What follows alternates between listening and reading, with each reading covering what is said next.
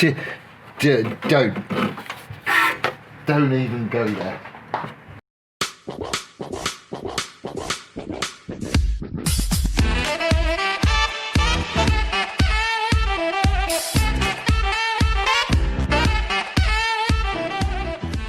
What's up YouTube? My name's Quickie, welcome back to the channel. So bloody van's got all Rita Hayworth again. The alternator's gone now. I had a stop message come up on the dash and a battery symbol. And then when I stopped it wouldn't start again because it's not been charging the battery. Didn't tell me that, did it? So I spent the morning changing the alternator. I'll spare you that pain because it's not a bike. And it's now outside just charging up. So in the meanwhile, what I want to do is get this lot done. So I've made a start on it. You haven't really missed that much. All I've done is I've made another bracket and chomped out another shape the same as that. Welded a captive nut on there, and the idea is that we're just going to box it in. So that will go on the outside, something like that.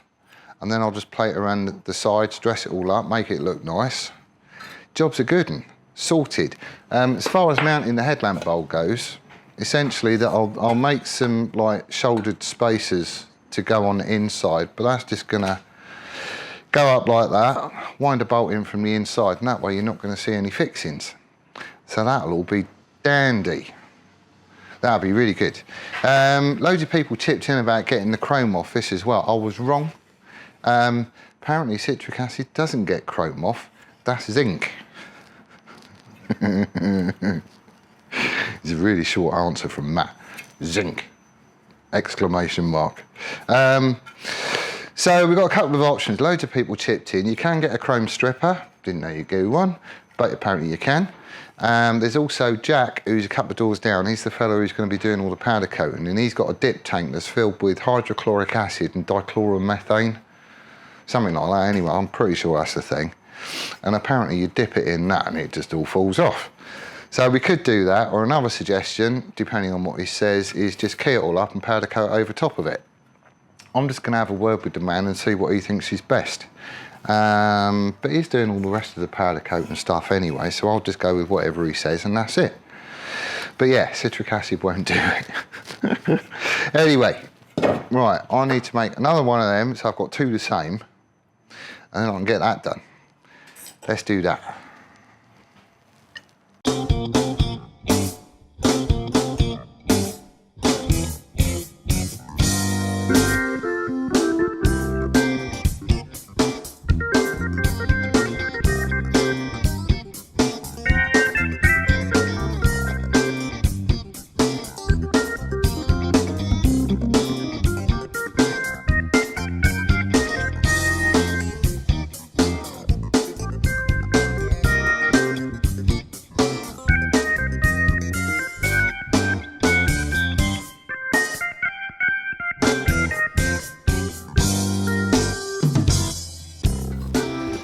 Right, so all I'm doing, this is just being done by eyeball basically.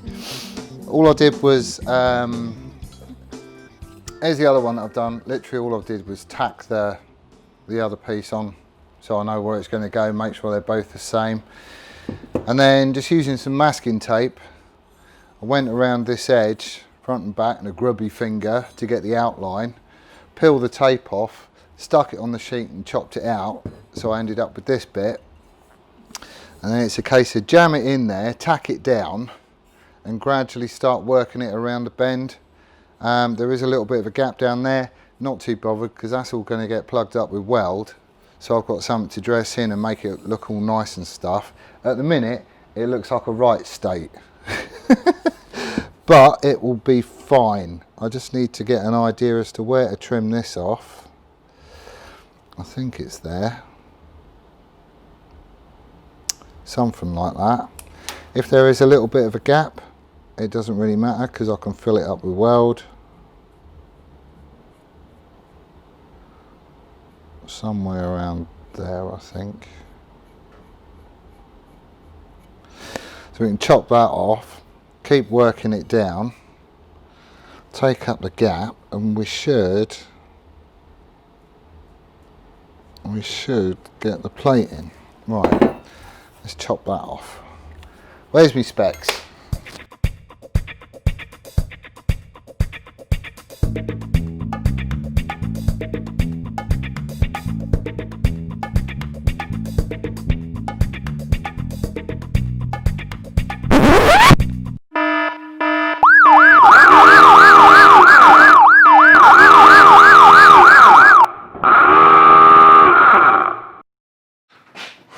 that sucked. We've had a horrible Christmas. Oh, it is now 29th of December. I've not done anything in here in 2 weeks. Basically, I've not been able to. Jake, as you know, is autistic. He goes to a special school. A couple of weeks before Christmas, they basically shut the school down, told all the teachers they've got to self-isolate because there was a couple of cases of COVID-19. So essentially all the kids have gone home and they're all being schooled from home over to internet and doing little activities online and all that other sort of stuff. He's been loving it, although he has been missing his school chums and stuff. So anyway, one of the days, a couple of weeks before Christmas, well, like a week before Christmas or whatever, he was a bit crook. He was off his food. He was exploding on the carsey and stuff like that. Didn't want to eat anything, all that sort of stuff. Upset stomach. And Sam being Sam, the worrying mum, went, oh, I don't know, maybe I should get him tested. Went and got him tested. Day later, they're going, yeah, he's got COVID. So, of course, we get told, that's it, you're going into isolation, 2 weeks, shut the household down. So a week before Christmas, we have to go into quarantine for 10 days. But he's, you know, it's quite a worrying thing. Yeah, I know I'm chuckling and stuff, but we're out the other side of it now, so that's all right. But it's a worrying thing, man, because like you're told, yes, there is absolutely a case of COVID in your house. He didn't seem too bad. He was a bit, you know, off and all that sort of stuff. But he could break his leg and he'll still be quite happily bouncing about and being alone. So he's just wired different to other kids. But it's a worrying thing. It's like, well, no, he's got it. Am I going to get it? And there's nothing you could do. It's like, because it's after the event. He's already infected. He's already had it for a bit. He's had it long enough to get tested positive and stuff. So if he's got it, then you're going to get it. And we were just sat there waiting to get it. It was horrible.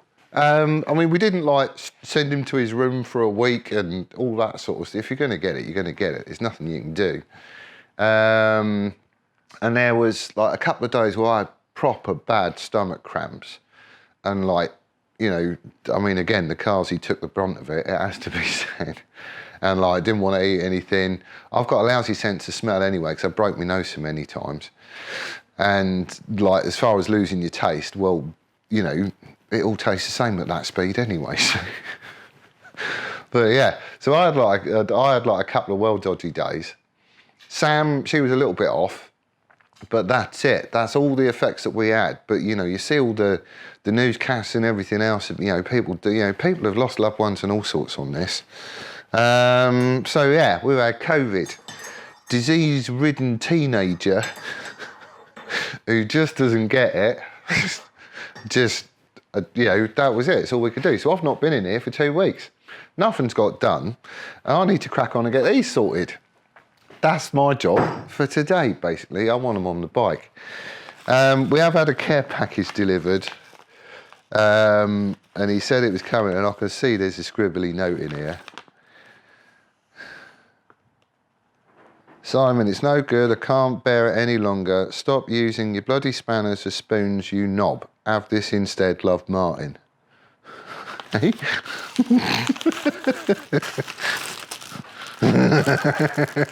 He sent me a spoon. That is also a spanner.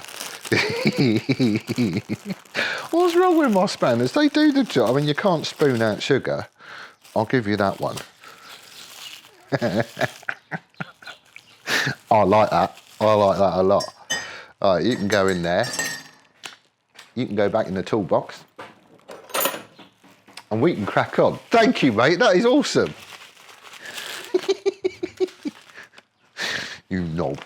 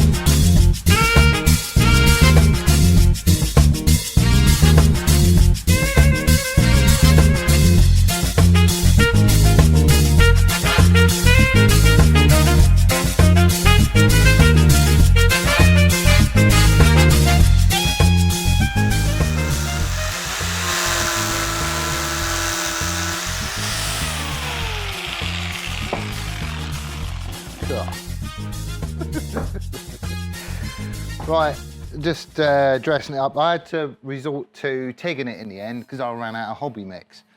Normally with a MIG welder you run something called hobby mix, which is 25% CO2, 75% argon, but I ran out of it. I've got argon on the TIG welder. And I've just switched out to doing it with TIG. You can MIG weld using just argon, but it's horrible. You can stick steel to steel, but if you do it, the arc's not the same and you get a real crown to it because the shield gas is obviously different. And it is also brittle, it's not as strong a weld. You don't get the same sort of penetration either. So although you can MIG with pure argon, it's not a very good idea. I wouldn't recommend it. I've got a TIG welder, I'm just using that. So all we've done is gone around the seams. I've just started to dress it up. I've got quite a long way to go with this, but we will crack on and see how we go. Oh, if you're ever using these things, the angry bits in a die grinder basically, make sure you use these. It's just like getting peppered with shrapnel. It's horrible.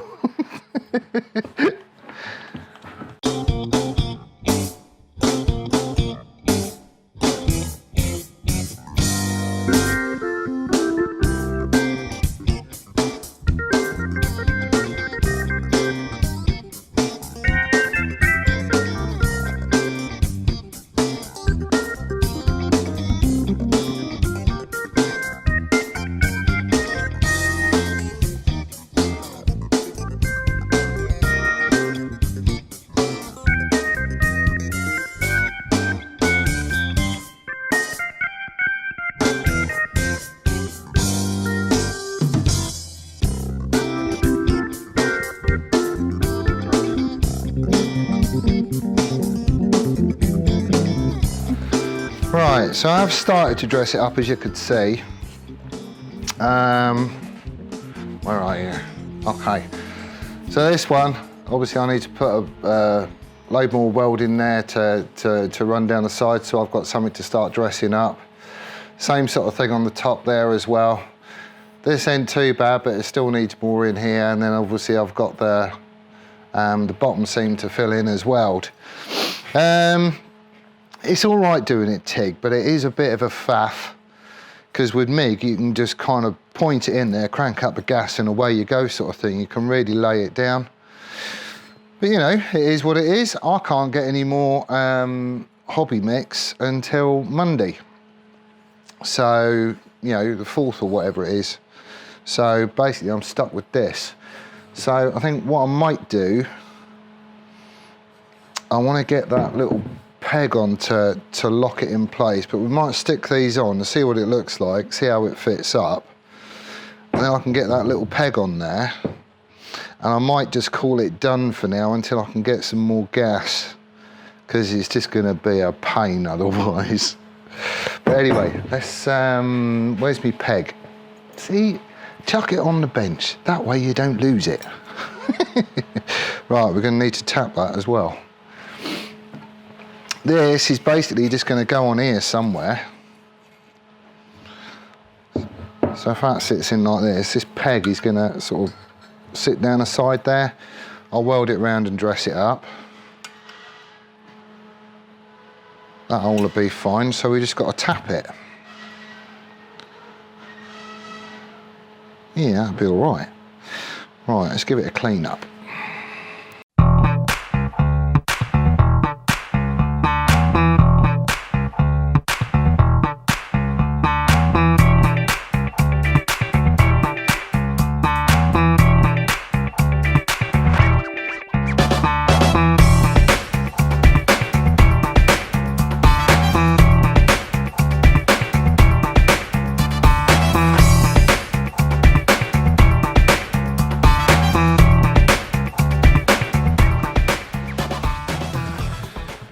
Right, so that's all been tapped.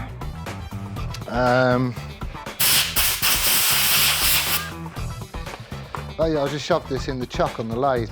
It's the easiest way to hold it, basically. So that's got an M6 tap running through it now. And hopefully that'll just wind through.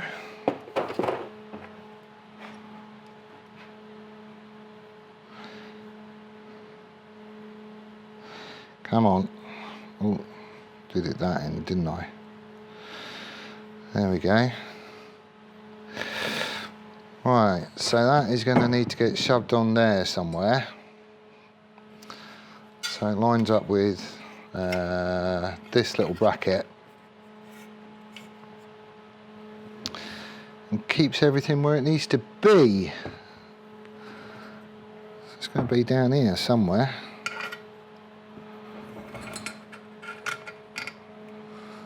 So we'll probably chop it off at an angle, wind this onto it, see where we end up,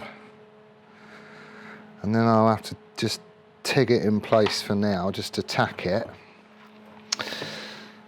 And we're in. Right, let's get this built back up.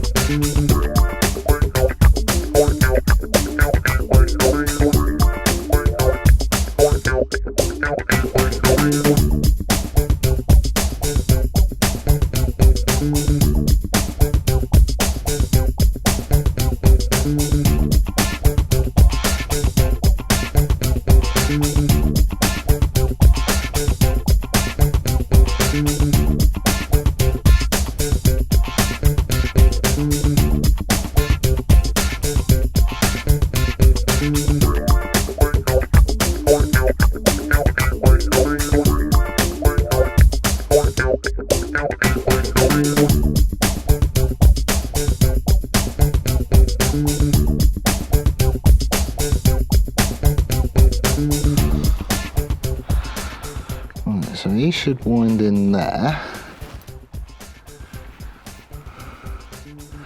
I can tack that on and then dress it around.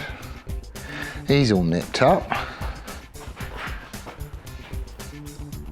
That'll be quite neat, I think. It's hard to tell where the headlamp needs to go, but I've set this in the middle, so we've got adjustment up and down. I ain't going to tack it in place. I'm going to wait until I've got some gas and then I'll just do it properly. But let me show you.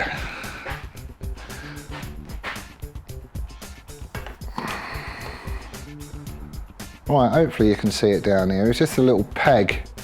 So it's been ground off at an angle to go around the tube at the top. Washer on the back, and you just wind a nut in, wind a screw in from the other side. So it's real minimal. It don't really stand out, or you ain't gonna see it really, because it's all gonna be black in there anyway. I'll tack that in place and put a bead of weld around it and dress it in the same as I'm gonna do up here.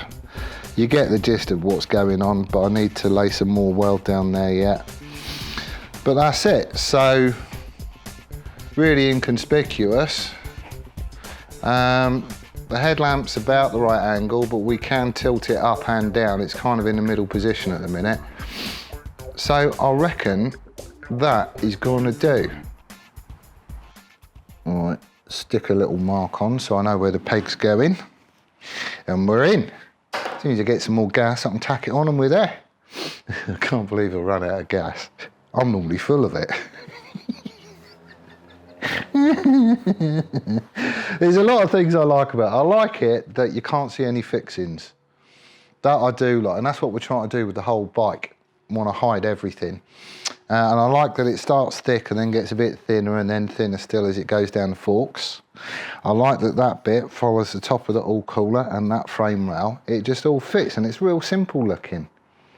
Real, you know, it's a bit of a nod to a bygone day, but it's, you know, it's just kind of in keeping with the rest of the bike, I reckon. So anyway, that's where I'm going to leave it. I don't think, I had a look at their website and stuff, I don't think I can get any more gas until Monday. So I'm just down to the TIG. I could TIG it all, but it's just going to be easier to do it with MIG, so I'm just going to wait and do it with MIG. That's it, it's that simple. I can get on with other stuff in the meanwhile, like them. Thank you ever so much for all the comments. When I posted up that we'd gone into quarantine and that Jake had COVID because he's a disease-ridden teenager, there was loads of people that chipped in, you know, sending us well wishes and all that sort of stuff. That was really, really cool. I did appreciate that. That was, you know, it's a worrying time. I mean, there's, you know, you hear obviously of people losing lives and the head count is ridiculously high, and there's loads of businesses around here that have gone bust because of COVID and everything else. So to have people chip in and wish us well was really, really nice. I do appreciate that. And I had the time to go through and read all the comments and answer you all as well, which I could still do because the channel is tiny. It's growing, but it's still tiny. So that was nice. I did like that. Thank you very much. What else have I got to tell? Oh, in other news, whilst I was off, I did order the linear scales for the DRO for the crappy little mill. So when they turn up, they're coming from China, so they'll probably be broke when they get here. But when they turn up, then I can get them shoved on. And in the meanwhile, I can start with stuff like this. We've also got this thing. Where is it?